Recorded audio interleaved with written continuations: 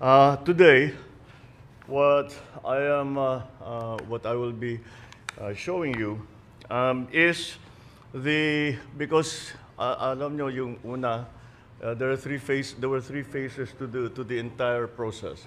The first phase was to find out what the ghost projects were, what were the sub-spec projects that were made, what were, etc. Yung problema. The second part is to find out who was responsible so that they can be answerable to the people for whatever it is that they may have done. Kung may kickback na malaki, kung hindi binuo, sinong gumawa niyan, hinanap natin. So that's the second part. The third part is what reforms are we instituting? What did we learn from all of this? From all of this catharsis that we had to go through? What have we learned? One of the things, isa sa pinakamahalagang bagay na maliwanag na lumabas sa lahat ng mga investigasyon, sa lahat ng mga pangyayari, ay nawalan tayo ng transparency. Hindi nakikita ng tao kung ano talaga ang pangyayari sa loob ng pamahalaan. Kaya naman kung ano-anong ginagawa, walang nagsusumbong dahil hindi nakikita na itatago nila. Etong mga wrongdoers na ito, tinatago nila yung kanilang kalokohan. Dahil hindi naman masilip ng pangkaraniwan na tao o kahit ng mga opisyal kung minsan. Maalala ninyo, there was a case that a governor wanted to inspect a flood control project. Yung kontratista ayaw papasukin yung governor doon sa mismong may pulis pa silang kasama. Pinigilan yung governor. That's how bad all of the transparency situation was. Kaya tayo nandito ngayon upang i-roll out, let me use that word, the DPWH Transparency Portal.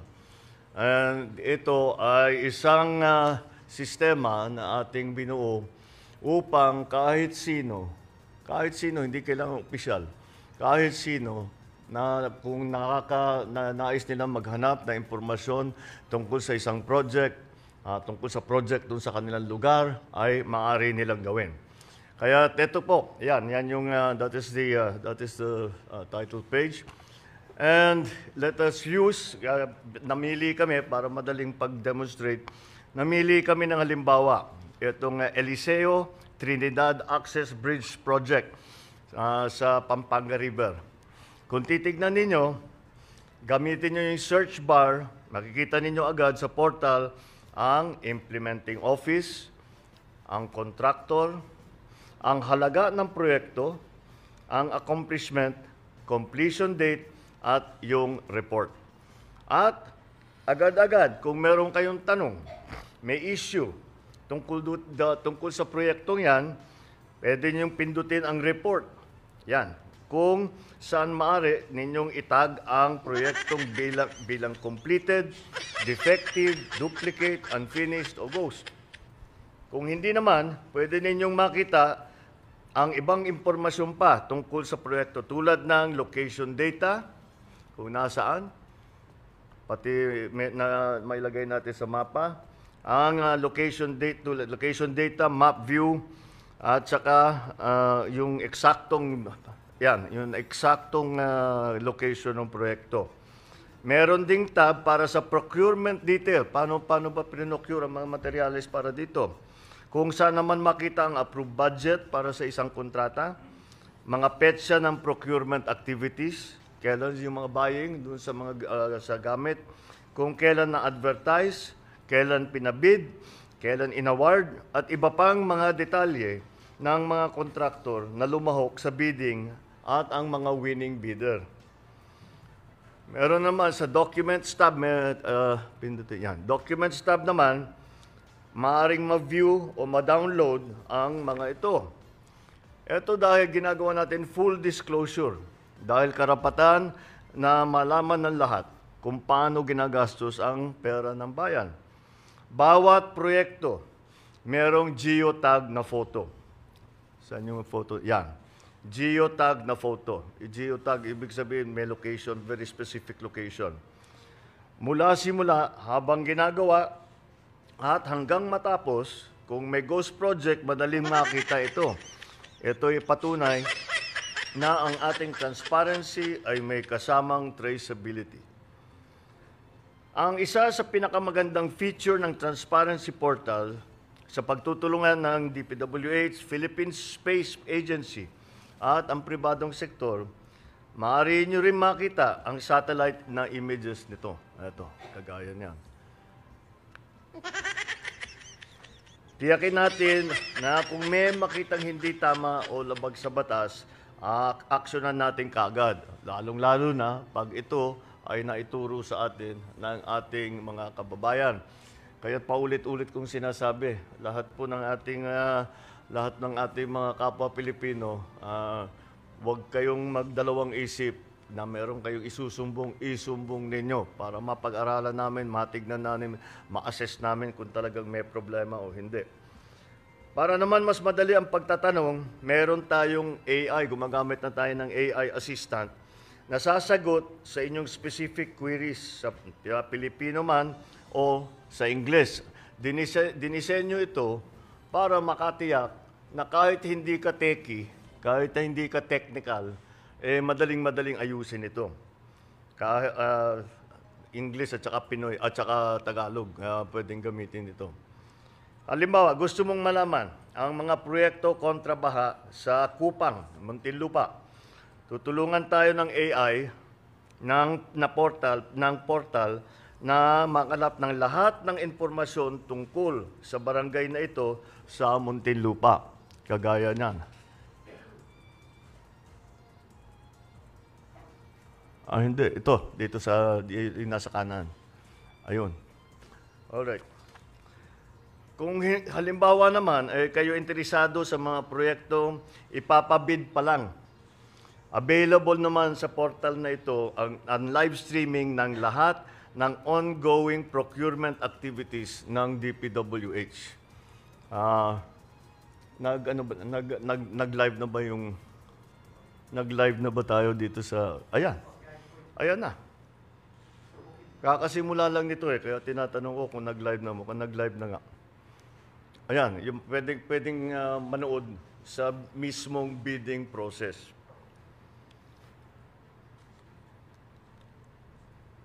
Gaya na lamang ng mga proyekto ito ng DPWH sa NCR na kasalukuyan ay pinapabid ngayong araw. Ito na nga, pinapabid ngayong araw. Ididirekta tayo ng portal sa page kung saan maaari ninyong mapanood live ang bidding process. Ito mas komprehensibo sa ating Sumbong sa Pangulo website dahil talagang napakarami na ang informasyon. Ang Transparency Portal ay hindi lang isang website. Ito ay isang pangako. Ito ay isang sagot na digital na pader laban sa korupsyon ay magpapatibay sa ating paniniwala. Ang pamahalaan bukas, tapat at nakikinig sa sambayanan. Kaya hiyakatin natin ang bawat Pilipino na makialam kayo, magtanong at mag-monitor. Gamitin natin ang bagong portal na ito. Magkasama natin itayo ang isang bagong Pilipinas mas maayos, mas matibay na infrastruktura at buo ang tiwala ng tao sa kanilang pamahalaan. Maraming salamat. Meron lang ako idadagdag. Meron na rin palang portal just as a postscript. Meron na rin ganito ang SSS at saka ng PhilHealth. Kaka-report ng DICT sa akin. So this is one of the reforms na nanggaling sa aming natutunan sa experience na ito, sa kakaimbestiga, sa kakahanap sa mga proyekto na flood control na talagang maraming problema. Kaya't sa aking palagay, alam nyo, the sunlight is the best medicine. So open everything up to the sunlight because the people need to know. I hope that this will satisfy this will satisfy our need and our desire that with the process now that people have no faith in, na walang katiwa-tiwala ngayon ang taong bayan. Hindi mo naman sila masisi, pero wala silang tiwala sa sistema ngayon. Ay sana naman ito ay maibalik natin ang kumpiyansa ng ating mga kababayan sa ating pamahalaan. At I know it is just the first step, but it is just the first step. We will keep going on this. All right? Maraming salamat. Thank you. Thank you very much, Mr. President. Ang unang tanong po, Mr. President, kay Raquel Bayan ng Radyo Pilipinas. Good afternoon po, Mr. President. Sir, yung sumbong sa Pangulo Portal naging... Dito pa, sir. There you go. Oh, there. Sir, yung sumbong sa Pangulo Portal, naging effective po siya kasi may direct access po kayo doon. Kayo po mismo yung sumisilip ng mga information na dinadala doon. With this transparency portal, sir, magkakaroon rin po ba kayo ng access dito? And if not, paano po tayo makakasiguro na tama yung mga information na ilalagay dyan? Good question. Oh, tama. We have to, kasi kailangan talaga paulit-ulit natin tinitignan ito. To make sure, first of all, that kasi baka mapalitan yung mga information, baka mapalitan yung mga numero, mga date, whatever it is. We will make sure, we will be constantly monitoring this. Mabuti nga na may AI na kasi that makes the job much easier. That it will make sure that the data has not, the base data has not changed. You can already program it to do it every second, di ba? So, yes, we will employ all of those tools. Ang susunod na tanong, Mr. President, related pa rin sa portal, Evelyn Quiroz.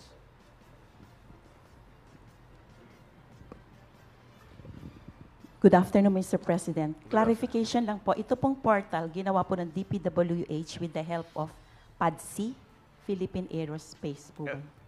No, they came in doon sa satellite imaging.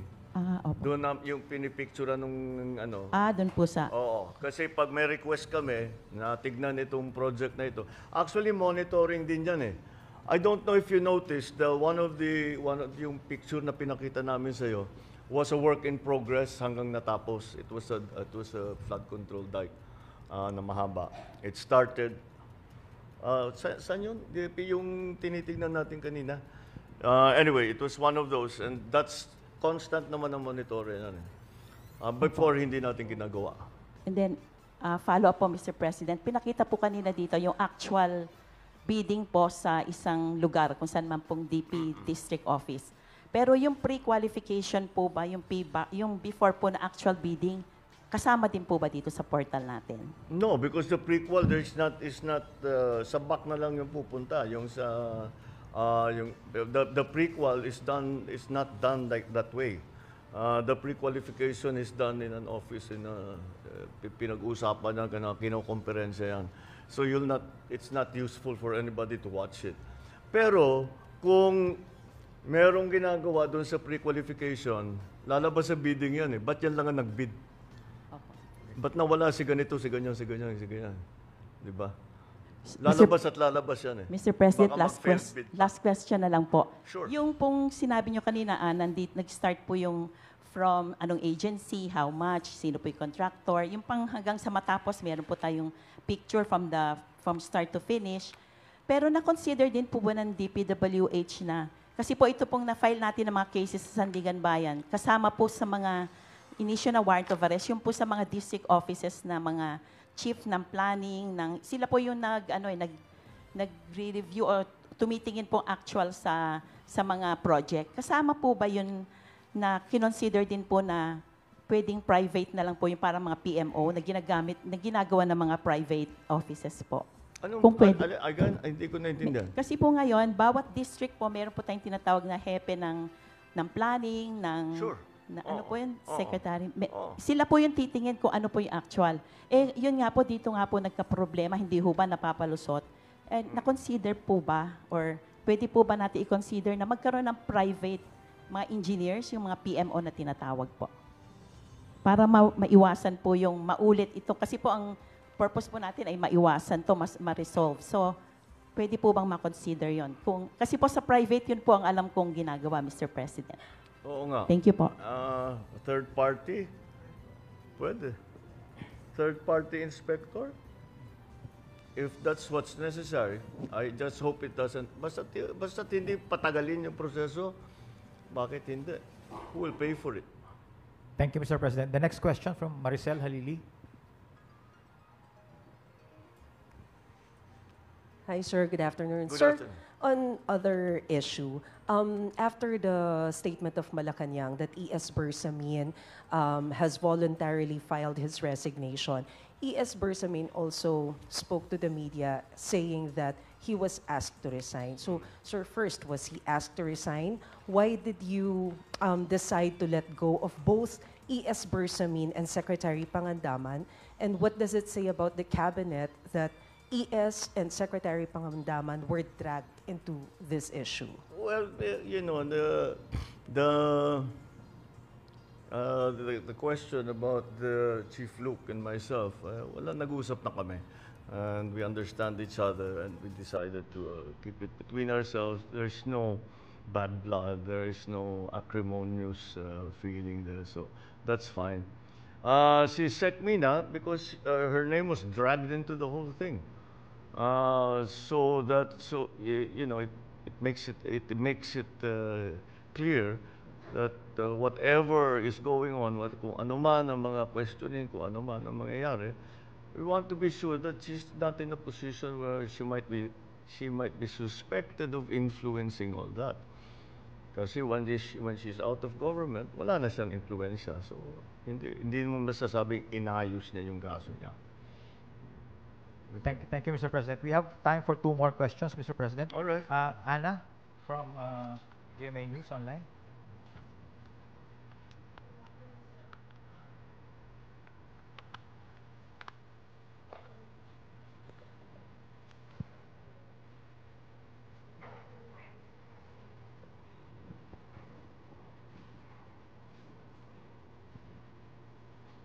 Good afternoon, sir. Sir, how do you respond to the drug use accusations made by no less than your sister, Senator Amy Marcos, against you and the First Family? Sir, were you hurt by her accusations, and how do you explain these claims to the public? It's anathema to me to talk about family matters generally in public. I do not like to. We do not like to show our dirty linen in public. I'll just say this much. For a while now, we've been very worried about my sister. When I say we, I'm talking about friends and family. And the reason that is because the lady that you see talking on TV is not my sister. And that view is shared by our cousins, our friends. Hindi siya yan. Hindi siya yan. So that's why we worry. So we are very worried about her. I hope she feels better soon. Sir, quick follow-up lang po. Nagkausap na po ba kayo, sir?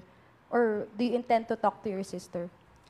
We don't really, we no longer travel in the same circles, political or otherwise. So no. Okay, thank you, Mr. Thank you, President. sir. Thank For you. the last question, Kat Domingo, ABS-CBN.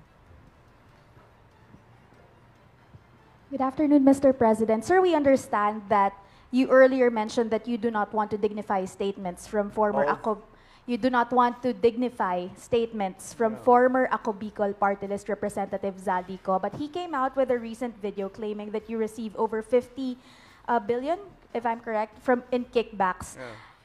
We know that you don't want to respond to this anymore, but the public begs for your answer. How do you actually convince the public that in this battle of he said versus you said, how do you convince the public that you are the more credible side of the story, and how do you respond to his allegations directly?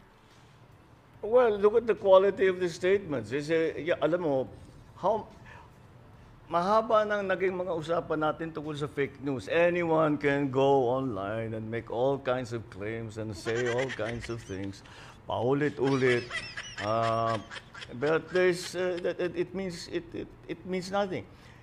For it to mean something, umuwi siya rito. Harapin niya yung mga kaso niya. Kung meron siyang gusto sabihin, sabihin niya. Malalaman naman ng tao yan eh. Patunayan. But come home. Come home. Ba't ka nagtatago sa malayo? Ako, hindi ako nagtatago eh. Kung meron kang akusasyon sa akin, nandito ako. Gawin niyo pareho. At para patas lang naman. Okay. Thank you very much, Mr. President. That ends our Alright. press conference.